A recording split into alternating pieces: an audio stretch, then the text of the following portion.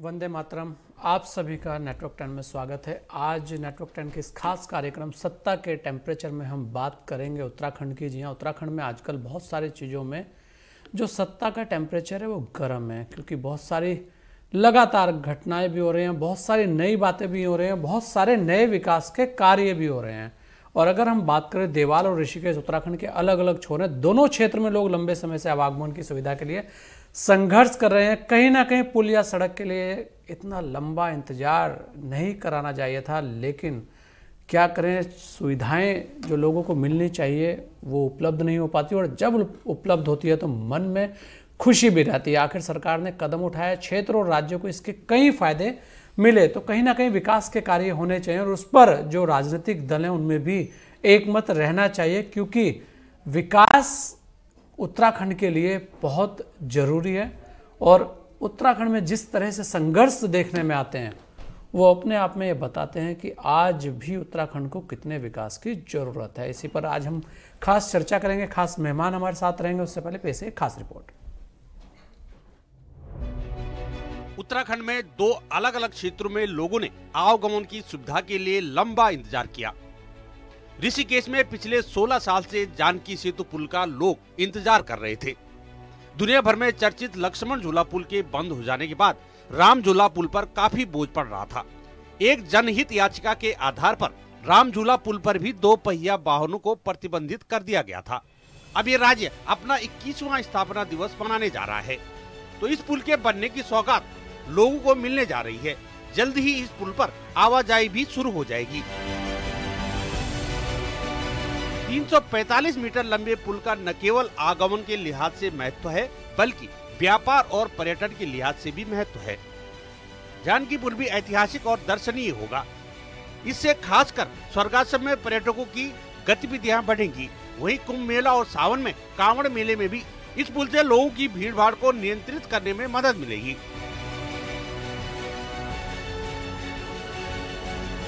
उत्तराखंड के लिए दूसरी सौगात उस सड़क के मिलने का है जिसका इंतजार लोग 73 साल से कर रहे थे। देवाल खंड के सबसे निकट लेकिन सड़क मार्ग से दूर एक ऐसा गांव भी था जहां लोग दशकों से सड़क का इंतजार कर रहे थे।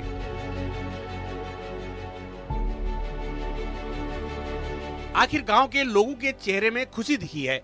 इस सड़क के बनने के पीछे भी लंबा संघर्ष और इतिहास रहा है। इस सड़क के लिए गांव के लोगों ने थराली विधानसभा चुनाव का बहिष्कार तक किया। अब ये सड़क बनकर तैयार हुई है। इस सड़क के बनने से गांव को एक नया जीवन मिला है। कहीं न कहीं ये स्थितियां बता रही हैं कि अभी भी राज्य में सुदूर इलाकों में बहुत कुछ किए जाने की जरूरत है। News desk, network 10।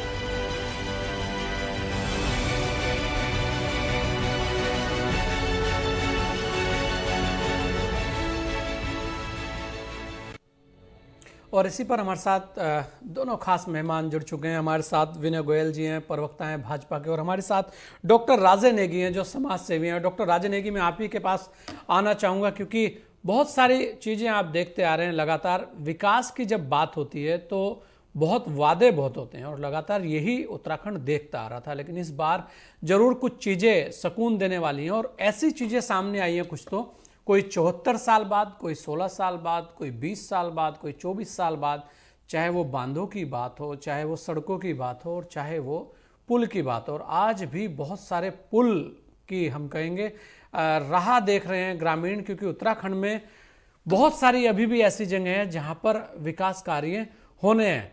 कैसे आपको लगता है वर्तमान में, और क्या आप देखते हैं अब, क्योंकि अब जो उत्तराखंड है वो 9 तारीख को 20 वर्ष आप लगभग हो जाएंगे।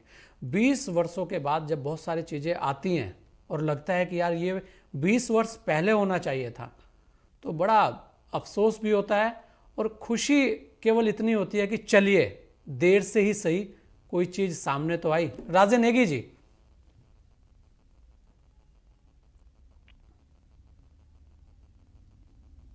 कहते हैं कि काजू भुनी प्लेट की और बिस्की भरा गिलास, उतरा है रामराज विधायक निवास।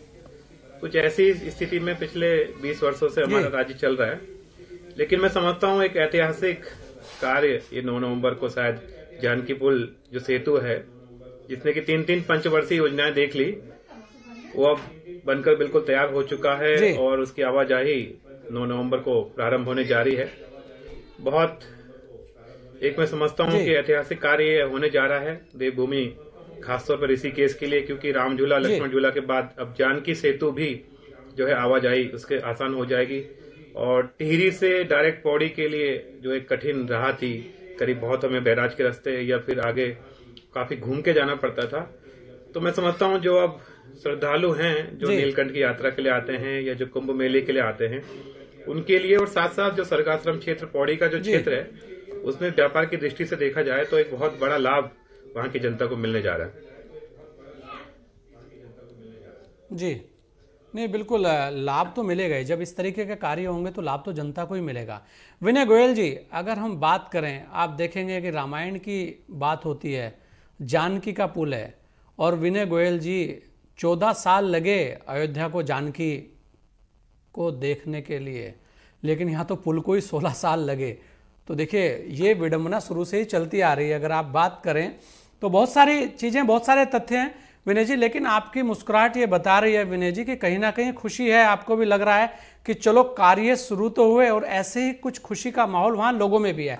लेकिन विनय जी एक बात और है कि कहीं ना कहीं जो देरी हुई, बहुत बार बहुत सारी चीज़ें रहती हैं, उस पर कार्य होने चाहिए थे। आज भी बहुत सारे गांव हमारे ऐसे हैं जहां पुल नहीं है, तो कम से कम उस ओर भी इस चीज़ को देखते हुए ध्यान अब जाएगा और वहां भी कार्य होंगे। उसके अलावा आज सरकारों की जो प्राथमिकता है वो क्या होनी चाहिए, और आप इन रुके हुए पुराने कामों को करने के बाद कैसे देखते हैं कि उनके अंदर कितना लाभ वहां की जनता को मिलेगा? जी विनय जी। बिल्कुल परविंदर जी, जैसा कि हमने जब विधानसभा के चुनाव हो रहे थे, हमने जनता से मांगा था कि डबल इंजन की सरकार बनाइए, और डबल इंजन की सरकार उत्तराखंड की जनता ने उत्तराखंड को दी, और वो सारी परेशानियां दूर हुई जो समय समय पर आ रही थी। अगर हम इस जानकी सेतु के इतिहास में थोड़ा सा जाने का प्रयास करें तो हमें ध्यान में आएगा कि ये योजना प्रारंभ हुई थी केवल एक छोटा झूला पुल बनाने के हिसाब से। 3 करोड़ रुपए उस समय केवल मात्र एस्टीमेट था, और एक टोकन मनी के रूप में केवल 4 लाख रुपए दिए गए थे। और मुझे लगता है कि वो सारा एक केवल बहुत छोटे आकार में वो चीज थी, लेकिन जनरल खंडूरी जी जब मुख्यमंत्री बने तो उन्होंने इसे 3 लेन का सेतु बनाने की योजना बनाई और उसके ऊपर काम करना प्रारंभ किया। लेकिन जैसा कि हमेशा होता आया है कि थोड़ा सा सरकार बदली और फिर इसमें बजट की समस्याएं आने लगी। लेकिन हमारे वर्तमान मुख्यमंत्री त्रिवेंद्र सिंह रावत जी ने ऐसे सारे अटके भटके और लटके जितने भी काम हैं उन सबको मुकाम तक पहुंचाने का बीड़ा उठाया है। मैं उत्तराखंड की त्रिवेंद्र सिंह रावत जी की सरकार को बधाई देना चाहता हूं कि उन्होंने जो कभी 3 करोड़ की केवल योजना से काम शुरू हुआ था, बनते बनते बनते वो आज 50 करोड़ की हो गई। लेकिन उसके लिए उन्होंने अपने धन की कमी नहीं आने दी और इच्छा शक्ति दिखाते हुए आज हमें सौभाग्य मिल रहा है कि 9 नवंबर राज्य स्थापना के दिन हमें ये जानकी सेतु प्राप्त हो जाएगा। और आपने बहुत अच्छी बात कही कि वहां लक्ष्मण झूला 90 साल पहले बना था, 1930 में बना था लक्ष्मण झूला, 1986 में राम झूला बन गया। तो बिना जानकी सेतु के मुझे लगता है कि ये सब अधूरे थे। और अब जानकी सेतु जो बना है वो वास्तव में इन सब से बड़ा आकार है। इसमें 3 लेन का सेतु है और क्षेत्र की जनता को, पर्यटकों को, तीर्थयात्रियों को इससे बहुत लाभ मिलेगा और मैं उनको बधाई देता हूं। जी बिल्कुल, बधाई देनी भी चाहिए, क्योंकि एक नारा था विनय गोयल जी कि वादे नहीं अब काम होगा। और लगता है कि जो मुख्यमंत्री जी ने एक नारा उत्तराखंड में लगाया कि वादे नहीं काम होना चाहिए, और वास्तविकता में कहीं ना कहीं वादे तो बहुत कुछ लोग कर जाते हैं, वादों की जगह काम होने चाहिए। एक बात मैं आपसे और जानना चाहूंगा कि सड़कों की जब बात आती है तो उत्तराखंड के अंदर बहुत जगह आज भी ऐसी छूटी हुई रह जाती है। आप देखिए कि एक सड़क के लिए आंदोलन करना पड़ा लोगों को, तब जाकर देवाल वाली सड़क बनी। लेकिन अच्छी बात यह है कि आज वहां लोगों में बहुत खुशी की लहर है। कहीं ना कहीं जब जनहित की बात होती है विनय गोयल जी, तो जो पक्ष और विपक्ष उनको जनहित के मुद्दों पर एक राय रखनी चाहिए, और उस एक राय के तहत अगर कहीं पुल की व्यवस्था होनी है तो वहां व्यवस्था, जो कार्य चलते आ रहे हैं उनके अंदर रोक टोक ना होकर, आपने भी बताया लटके झटके बहुत सारे थे वहां पर, तो उन झटकों को पास कर कहीं ना कहीं आगे बढ़ने की जो शुरुआत है वो की गई है। ऐसे में आप कैसे देखते हैं उन योजनाओं को, जो योजनाएं अच्छी होती हैं और किसी भी सरकारों की, उन्हें आगे बढ़ाना जाना चाहिए और बढ़ाना ही चाहिए, उसमें सबको साथ लेकर चलना चाहिए। जी विनय गोयल जी, बिल्कुल सही बात की कि सरकारों का मूल काम यही है कि जनता को सुविधाएं पहुंचाएं, जहां जहां जनता की परेशानियां हैं उनको दूर करें। ऐसा ही मैं आपको एक और शुभ सूचना देना चाहता हूं, ऐसा ही एक और पुल जो कि बहुत, जब से टिहरी डैम बना था तब से उसकी आवश्यकता महसूस की जा रही थी, डोबरा चांटी पुल भी बनकर तैयार हो गया है और वो भी हमारे उत्तराखंड में एक 4 चांद लगाने का काम कर रहा है। उसकी जो आज छटा निखर कर जगह जगह आ रही है वो देखते ही मन को आह्लादित और प्रसन्नचित कर देती है। तो सारे इस तरह के जो अटके लटके और भटके हुए जितने भी काम थे उन सबको बिल्कुल लक्ष्य तक पहुंचने का काम हमारी त्रिवेंद्र सिंह रावत जी की सरकार कर रही है। जी बिल्कुल, 9 तारीख को अगर हम बात करें, स्थापना दिवस है विनय जी, तो 9 तारीख को स्थापना दिवस अब की बार कहा जा रहा है कि बड़े धूमधाम से मनाया जाएगा और गैरसैंण जिसकी मांग लगातार रही है, अब की बार तो गैरसैंण वैसे भी राजधानी के रूप में सामने आने जा रही है, वो भी अपने आप में ऐतिहासिक पल होगा। उसे लेकर आप कैसे देखते हैं और क्या कहेंगे इस 9 तारीख को लेकर कि क्या तैयारियां हैं और क्या कुछ जनता को मिलने जा रहा है? जी देखिए, उत्तराखंड 20 साल का जवान हो गया है, पूरी युवा की तरुणाई आज हमारे उत्तराखंड में है और जो उस तरुणाई में जिस प्रकार से उत्साह होता है, उमंग होता है, कुछ करने की लक होती है, वो सब आज के उत्तराखंड में है और हम किसी भी अच्छे से अच्छे राज्य के साथ मुकाबला करने की स्थिति में धीरे धीरे आ रहे हैं और हमारी निरंतर प्रगति हो रही है। किसी ने सोचा नहीं था कि यहाँ पहाड़ में ऋषिकेश कर्णप्रयाग रेल लाइन जैसी योजना आ पाएगी और उस पर काम शुरू होकर वो धरातल पर आ पाएगा। वो भी काम हो रहा है। ऑल वेदर रोड के काम बहुत तेजी से चल रहे हैं और उत्तराखंड में जब से त्रिवेंद्र सिंह रावत जी की सरकार आई है, उन्होंने नारा दिया था कि जीरो टॉलरेंस, भ्रष्टाचार पर जीरो टॉलरेंस, और उन्होंने इसे करके दिखाया है। 3.5 साल के अपने कार्यकाल में उन्होंने ऐसे ऐसे काम किए हैं, मैं आपको बताना चाहता हूं कि समय से पहले काम पूरे हुए हैं और जितना पहले का एस्टीमेट कई योजनाओं का था उनको रीएस्टीमेट कराया गया और पहले से कम पैसे में वो काम पूरे किए गए हैं।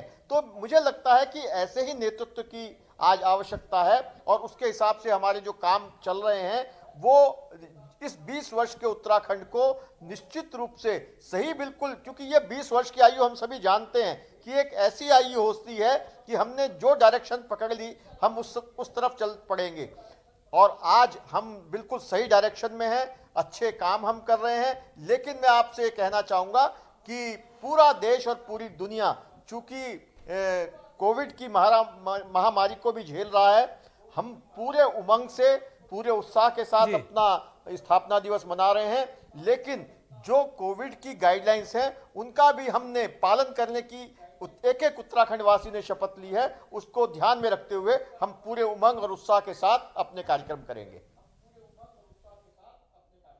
जी बिल्कुल, ये भी बड़ी बात है क्योंकि कोविड को लेकर भी सावधानियां जरूरी है और कहीं ना कहीं वो हमारा फर्ज भी बनता है कि हम उस सावधानी का पालन करें। बहुत सारी चीज़ें हैं जो हमें भी करनी चाहिए। राजे नेगी जी, अगर हम बात करें वर्तमान में, आप कैसे देखते हैं, क्योंकि बहुत सारी योजनाएं आज भी अधर में हैं, उन्हें लेकर आप क्या कहना चाहेंगे और क्या होना चाहिए उत्तराखंड के लिए इस तरीके से कि विकास कार्यों की एक बयार आ सके और जो रुके हुए कार्य हैं पहले उनको प्राथमिकता पर पूरा किया जाना चाहिए या नई घोषणाओं को दिया जाना चाहिए? जी राजे नेगी जी। मैं समझता हूँ सर्वप्रथम तो जो हमारी पुरानी योजनाएं जो लंबित हैं, चाहे वो पिछली सरकार में क्यों न रह गई हो, जी, उनको सबसे पहले पूर्ण करने की आवश्यकता है। स्वास्थ्य के क्षेत्र की बात करें, शिक्षा के क्षेत्र में आज बहुत बड़े सुधार की आवश्यकता है। हमारे पहाड़ों में अधिकतर स्कूल बंद की कगार पर हैं, सरकारी विद्यालयों की स्थिति बहुत खराब है। चिकित्सा सुविधा में बहुत बड़े सुधार की मैं समझता हूँ आवश्यकता है। पहाड़ों में कई ऐसे गांव हैं क्योंकि कोविड के कारण आज सबसे बड़ी प्रॉब्लम ऑनलाइन क्लास की हो चुकी है। पहाड़ों में नेटवर्क की बहुत बड़ा अभाव है, क्योंकि 2G ही नेटवर्क वहां पर चल रहा है। बच्चों को ऑनलाइन पढ़ाई की समस्या का कोई समाधान अभी हमारी वर्तमान सरकार के माध्यम से नहीं हो पा रहा है, तो उसकी ओर भी ध्यान देने की आवश्यकता है। और सबसे अधिक मैं समझता हूं जो ध्यान देने की आवश्यकता है, जो प्रवासी भारी संख्या में पहाड़ में वापस आ चुके हैं, जो रिवर्स पलायन की हम लोग सरकार बार बार बात करती थी, आज उन तमाम हमारे युवाओं को पहाड़ पर रोजगार उपलब्ध कराना एक बहुत बड़ी चुनौती सरकार के लिए मैं समझता हूं है। और उस पर सरकार को कठोर तरीके से कार्य करने की आवश्यकता होगी, क्योंकि केवल बात करने से नहीं कि हम ये MSME के द्वारा कई योजनाएं ले आए, धरातल पर वो योजनाएं पहुंचनी चाहिए, उसका लाभ वहां के युवाओं को मिलना चाहिए, ताकि वो यहीं अपने उत्तराखंड में ही रुककर अपनी नौकरी पैसे के माध्यम से अपनी आजीविका चला सके, और जो बाहर यहाँ से पलायन होता था उस पर रोक लगाई जा सके। जी बिल्कुल, तमाम पहलू हैं जिन पर मैं समझता हूँ कि राज्य बहुत सारे लोग अपने घर वापस आए हैं और आज उनके लिए रोजगार के संसाधन चाहिए, लेकिन जिस तरीके से आत्मनिर्भर भारत की बात होती है, विनय गोयल जी आपका क्या कहना है? क्योंकि बहुत सारे लोग आज उत्तराखंड के अंदर वापस आए हैं और उन सबकी नजर सरकार के ऊपर है, उन सबकी आशाएं जो हैं वो सरकार के ऊपर है, वो सब देख रहे हैं रहा कि कुछ ना कुछ उनके लिए भी होना चाहिए। क्या आप सोचते हैं उनके लिए, और आपको क्या लगता है कि वो आत्मनिर्भर, हम भारत की बात भी करते हैं, आत्मनिर्भर उत्तराखंड की बात भी करते हैं, उसको लेकर उनके लिए क्या योजनाएं आपको लगती है और उनके लिए क्या प्लान सरकार और संगठन स्तर पर आप लोगों का है? जी विनय जी। राजन नेगी जी ने एक बहुत महत्वपूर्ण बात कही है, मैं उसके बारे में बताना चाहता हूं। आपने बहुत महत्वपूर्ण सवाल उठाया कि नेट की, जो इंटरनेट आज एक बहुत इंपॉर्टेंट चीज हो गया है हम सबके जीवन में, तो हमारे केंद्र सरकार ने उत्तराखंड के प्रत्येक गांव में इंटरनेट का जाल बिछाने के लिए भारत नेट के अंतर्गत 2000 करोड़ रुपए स्वीकृत कर दिया, उस पर काम प्रारंभ हो गया है। तो जो राजन नेगी जी ने जो बात बताई, वो काम ऑलरेडी हमारे सरकारों के संज्ञान में है और उस पर काम शुरू हो गया है, और आने वाले समय में उसका लाभ हमारे प्रदेश की जनता को, हमारे ग्रामवासियों को, सबको मिलना शुरू हो जाएगा। दूसरी बात आपने कही कि किस प्रकार से जो हमारे प्रवासी भाई उत्तराखंड में आए हैं उनके लिए हमारे किस प्रकार से हम उनको स्वरोजगार दे सके, उसके लिए हमारी त्रिवेंद्र सिंह रावत जी की सरकार बड़े गंभीर स्तर से काम कर रही है।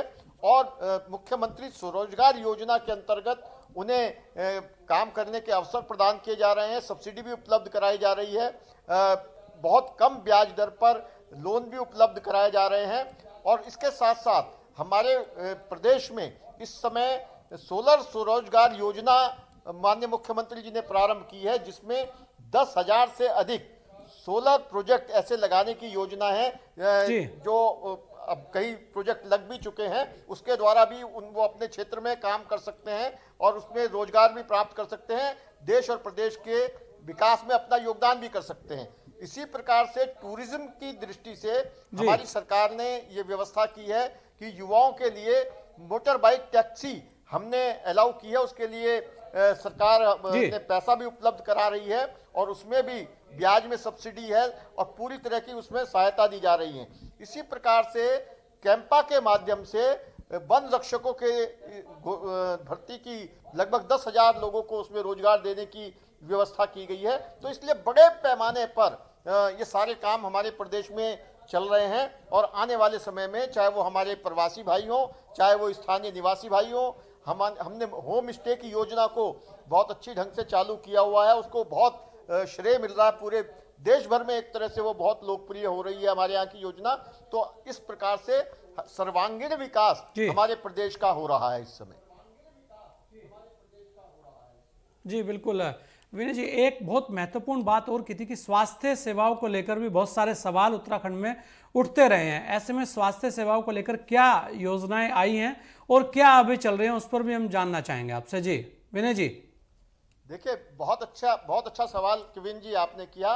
स्वास्थ्य सेवाओं के मामले में पूरे भारतवर्ष में, मैं दोबारा रेखांकित करके कहना चाहता हूं, स्वास्थ्य सेवाओं के मामले में पूरे भारतवर्ष में हमारा उत्तराखंड राज्य एकमात्र ऐसा प्रदेश है जिसका प्रत्येक उत्तराखंड वासी उसका 5 लाख रुपए का स्वास्थ्य बीमा है अटल आयुष्मान योजना के अंतर्गत, जैसे अन्य हमारे माननीय प्रधानमंत्री जी ने आयुष्मान योजना लागू की थी, वो केवल बीपीएल और कुछ चुनिंदा जो हमारे गरीब श्रेणी के परिवार हैं पूरे देश में उनके लिए है।